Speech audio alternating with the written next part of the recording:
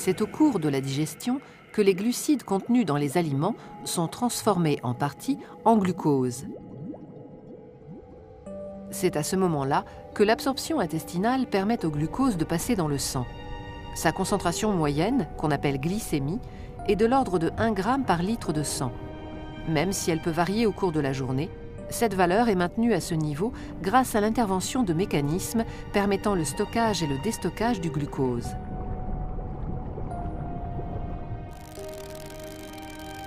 Car le glucose, source ou réserve d'énergie, est le carburant de nos cellules, nécessaire à leur fonctionnement.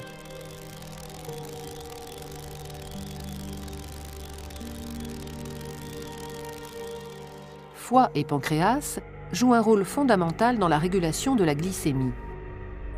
Le pancréas sécrète dans le sang des hormones susceptibles d'en faire varier la valeur.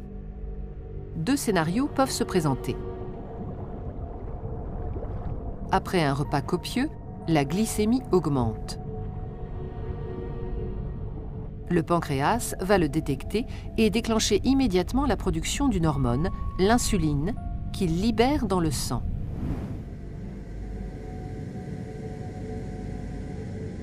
L'insuline, c'est la petite clé qui permettra au glucose de pénétrer dans la plupart des cellules de l'organisme qui en ont besoin pour fonctionner. Mais l'insuline va également favoriser la mise en réserve du glucose dans les organes de stockage du corps, principalement le foie et les muscles. L'ensemble de ces mécanismes tend à s'opposer à la hausse excessive de la glycémie dont souffrent les diabétiques. On peut donc dire que l'insuline sécrétée par le pancréas, en favorisant le stockage du glucose, fait baisser la glycémie.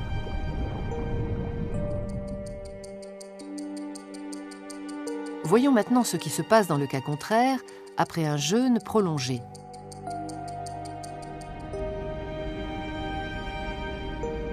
Le pancréas détecte une baisse de la glycémie, un manque de glucose dans le sang. Il se met alors à sécréter une autre hormone, le glucagon, dont l'effet principal est de stimuler la libération du glucose stocké dans les cellules du foie. Le foie est le seul organe dont les cellules soient capables de restituer dans le sang le glucose emmagasiné.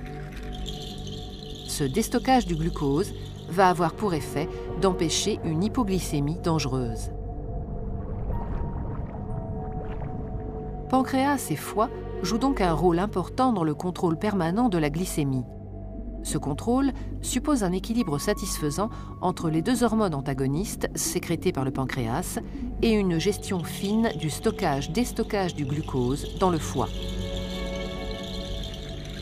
Cet équilibre dynamique, qu'on nomme homéostasie, est obtenu grâce à ce système autorégulé à commande hormonale qui s'avère être une authentique mécanique de précision.